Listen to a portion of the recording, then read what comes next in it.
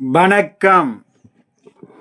8/2/2026 ஞாயிற்றுக்கிழமை. இன்றைய விருச்சிக ராசி பலன்.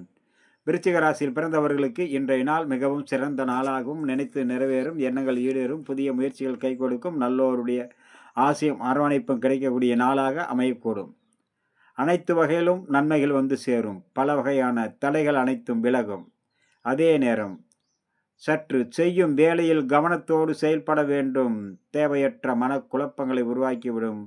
பொறுமை, நிதானம், பக்குவம் அவசியம் தேவைப்படக்கூடிய நாளாக அமைகிறது. இன்றைய நாளில் செய்யும் வேலையில் கவனமுடன் செயல்பட வேண்டும்.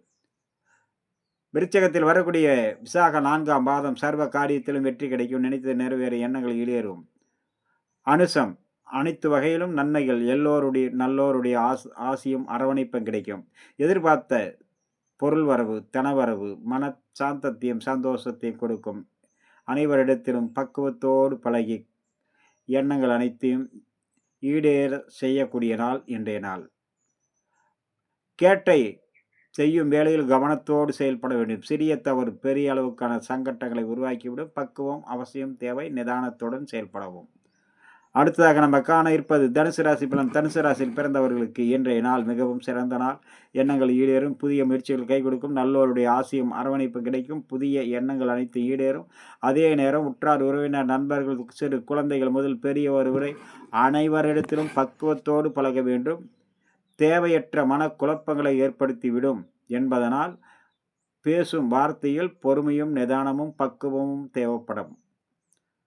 மூலம் நினைத்து நிறைவேறு எண்ணங்கள் ஈடேறும். புதிய முயற்சிகள் கை கொடுக்கும். போராடம் அனைவரிடத்திலும் பக்குவத்தோடு பழக வேண்டும். தேவையற்ற மனக்குழப்பங்களை தவிர்க்க.